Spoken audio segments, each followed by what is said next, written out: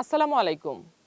Trump প্রশাসনের মূল অভিযোগ ছিল মাদুরো সরকার যুক্তরাষ্ট্রের মাদক, বিশেষ করে কোকেন ও ফেন্টানিল পাচারে জড়িত এবং অপরাধী গ্যাং সদস্যদের ইচ্ছাকৃতভাবে যুক্তরাষ্ট্রে পাঠাচ্ছে। যদিও এসব অভিযোগের পক্ষে শক্ত প্রমাণের ঘাটতি রয়েছে, তবুও ট্রাম্প এগুলোকে যুক্তরাষ্ট্রের জাতীয় নিরাপত্তার জন্য হুমকি হিসেবে তুলে ধরেন।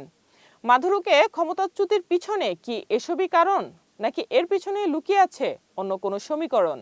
আজ গ্লোবাল ভিউজে আমরা জানার চেষ্টা করব ট্রাম্প কেন ভেনেজুয়েলায় হামলা চালালেন, অভিযান কিভাবে ঘটলো, পরিস্থিতি কিভাবে এই পর্যায়ে পৌঁছালো। সাথে আছি আমি সাইমা আক্তার। ট্রাম্প দাবি করেন মাদুরো সরকার কার্টেল দে লস সোলসের মাধ্যমে রাষ্ট্রীয়ভাবে মাদক পাচার পরিচালনা করছে। তিনি ভেনেজুয়েলাকে একটি মাদক ও সন্ত্রাসী রাষ্ট্র হিসেবে আখ্যা দেন এবং মাদুরোর বিরুদ্ধে পুরস্কারের অর্থ দ্বিগুণ করেন।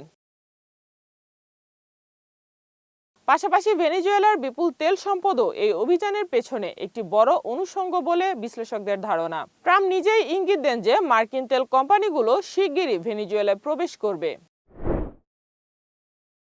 ভেনেজুয়েলায় যুক্তরাষ্ট্রের সামরিক অভিযানটি অত্যন্ত গোপনীয়ভাবে পরিচালিত হয়।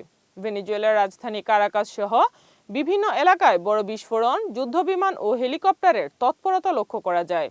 একাধিক সামরিক স্থাপনাও হামলার লক্ষ্যবস্তু হয় বলে জানা গেছে। মার্কিন কর্মকর্তাদের বরাতে জানা যায় অভিযানের নির্দেশ সরাসরি ট্রাম্প প্রশাসন থেকে দেওয়া হয়। প্রেসিডেন্ট নিকোলাস মাদুরোকে আটক করে যুক্তরাষ্ট্রের শীর্ষ সন্ত্রাসবিরোধী ইউনিট ডেল্টা ফোর্স। মাদুরো ও তার স্ত্রী সিলিয়া ফ্লোরেসকে আটক করে মার্কিন যুদ্ধজাহাজে করে নিউ ইয়র্কে নেওয়া হয়, যেখানে তাদের আমেরিকান বিচারের মুখোমুখি করা হবে বলেও ঘোষণা দেন ট্রাম্প। এই অভিযানের পর ট্রাম্প প্রকাশ্যে বলেন ভেনেজুয়েলায় শান্তিপূর্ণ ক্ষমতার রদবদল না হওয়া পর্যন্ত যুক্তরাষ্ট্রই দেশটি পরিচালনা করবে এবং প্রয়োজন হলে আরও বড় আকারের সামরিক হামলার প্রস্তুতি রয়েছে। ডোনাল্ড ট্রাম্প দ্বিতীয় মেয়াদে ক্ষমতায় আসার পর থেকেই ভেনেজুয়েলার উপর চাপ বাড়তে থাকে। প্রথমে অর্থনৈতিক নিষেধাজ্ঞা, পরে নৌ অবরোধ এবং ক্যারিবিয়ান ও প্রশান্ত মহাসাগরে মাদক পাচারের অভিযোগে নৌযান লক্ষ্য করে একের পর এক হামলা চালানো হয়। এসব অভিযানে শতাধিক মানুষের মৃত্যু হয়, যা আন্তর্জাতিক মহলে ব্যাপক সমালোচনার জন্ম দেয়। ২০২৪ সালের বিতর্কিত নির্বাচনে মাদুরোর বিজয় ঘোষণা এবং বিরোধী নেত্রী মারিয়া করিনা মাচাদোর উপর দমনপীড়ন পরিস্থিতিকে আরো জটিল করে তোলে।